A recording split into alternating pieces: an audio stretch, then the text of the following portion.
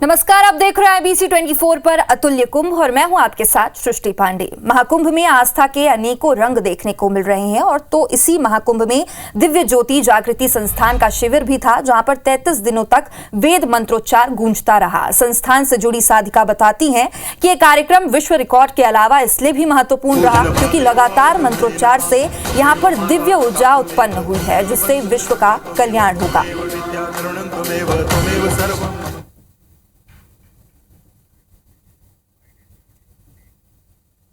World record का जो बनाया जा रहा है, 33 दिनों तक ये नॉन स्टॉप चला, 24/7, not even breaking a single thread of breath also. कि ये जो पूरा वेद मंत्रों का 33 डेज तक 24/7 ये जो रिले चैंट हुआ, इससे जो पूरा सर्किट बना था, जो क्योंकि हर एक मंत्रा जो है that's a vibrational circuit in itself, और ये जब 33 दिनों तक नॉन स्टॉप ऐसे चला, आप मानेंगे नहीं, वो जो पूरा एरिया था वो इलेक्ट्रिकली चार्ज हो गया। उस फील्ड में कदम रखते ही they could feel the current, उनको इतना वाइब्रेशन स्ट्रॉन्ग महसूस होता था। आपको बताते हुए बहुत हर्ष हो रहा है, दिव्य ज्योति वेद मंदिर ने प्रयागराज महाकुंभ 2025 में एक वर्ल्ड रिकॉर्ड एस्टैब्लिश किया है।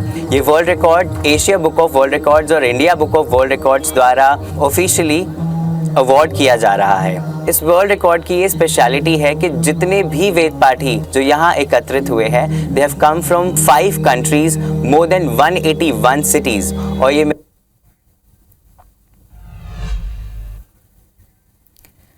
और महाकुंभ में यूनेस्को के नई दिल्ली रीजनल ऑफिस के डायरेक्टर टीम कर्टिस भी पहुंचे और उनके साथ भूटान, मालदीव, श्रीलंका के प्रतिनिधि भी मौजूद रहे। इस दौरान सभी ने प्रयागराज के कलाकुंभ का दौरा किया। सभी ने महाकुंभ की व्यवस्थाओं और आस्था के इस अद्भुत आयोजन की काफी तारीफ की है।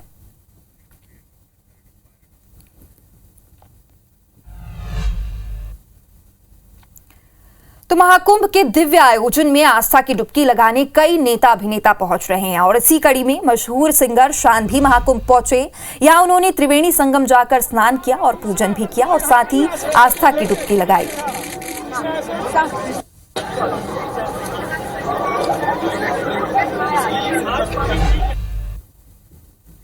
और इसके साथ ही महाकुंभ में कला और संस्कृति का अनोखा संगम देखने को मिल रहा है। यहां स्थित गंगा पंडाल में एक से बढ़कर एक सांस्कृतिक आयोजन हो रहे हैं। गंगा पंडाल में पद्मश्री रंजना गौहर और उनकी टीम ने ओम नमः शिवाय पर भावपूर्ण नृत्य प्रस्तुति दी है, जो श्रद्धालुओं के दिलों को छू गई। देखिए।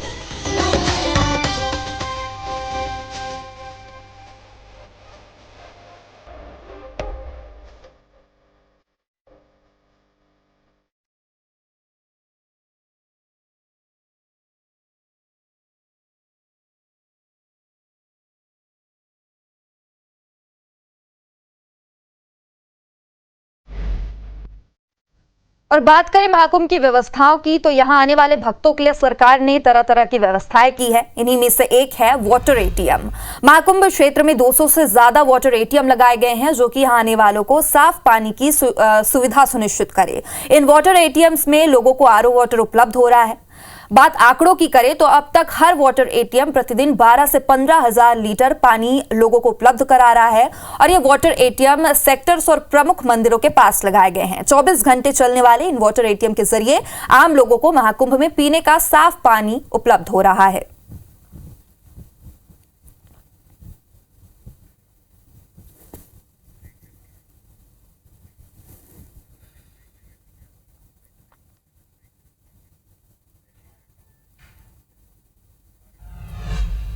छत्तीसगढ़ के वित्त मंत्री ओपी चौधरी भी महाकुंभ पहुंचे। यहां उन्होंने संगम में आस्था की डुबकी लगाई और ये उनके जीवन का पहला महाकुंभ स्नान था।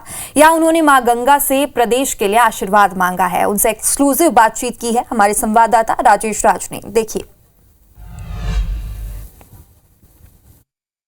प्रयागराज के महाकुंभ में त्रिवेणी संगम पर, जहां पर गंगा, यमुना, सरस्वती मिलन होता है संगम, वहां पर स्नान कर रहे हैं छत्तीसगढ़ के वित्त मंत्री ओपी चौधरी सर, और आए हैं यहाँ पर। लोग परिवार के साथ पहुंचते हैं, ये अपने ऑफिस के स्टाफ के साथ पहुंचे हैं और कह रहे हैं कि वही उनका परिवार है। सर, बहुत बहुत बधाई, शुभकामनाएं। सर, क्या कहेंगे यहाँ पर पहुंचकर?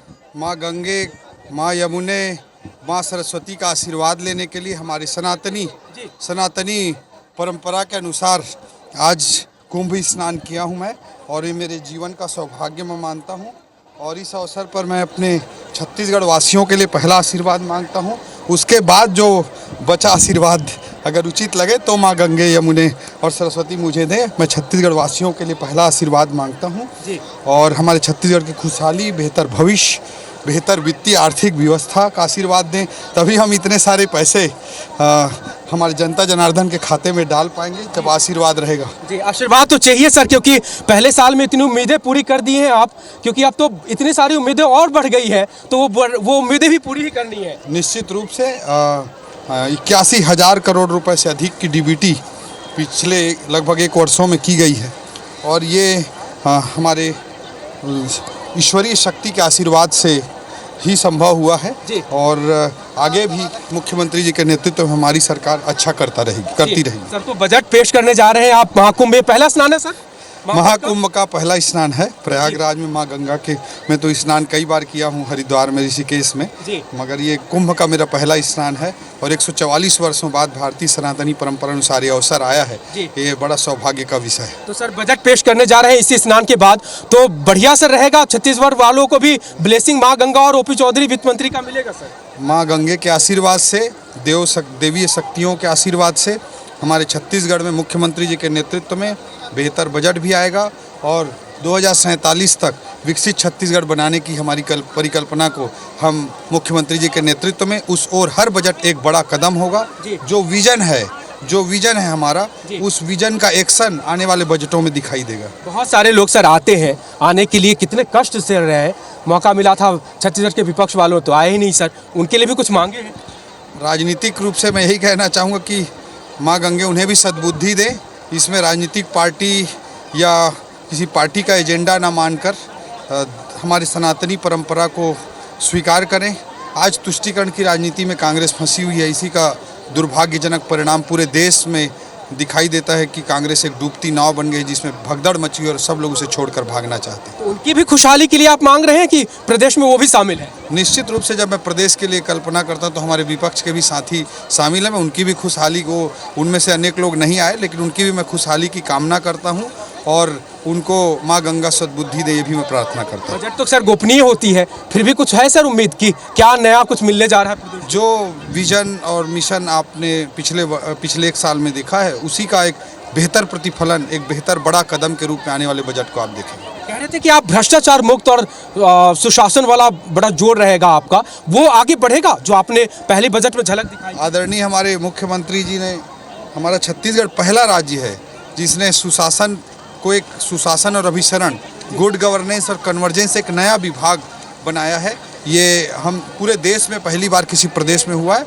आदरणीय मुख्यमंत्री जी का पूरा फोकस सुशासन पर है, भ्रष्टाचार मुक्त व्यवस्था स्थापित करने पर है ताकि लोगों को बेहतर सुविधाएं मिल सके और प्रदेश का तेज गति से विकास हो सके। जी, तो देखिए वित्त मंत्री जी ने पूरी बातें कह दी। कैमरा पर्सन धर्म साहू के साथ राजेश राज, IBC 24 प्रयागराज। और इसी के साथ अतुल्य कुंभ में इतना ही। आप बने रहिए IBC 24 पर। नमस्कार।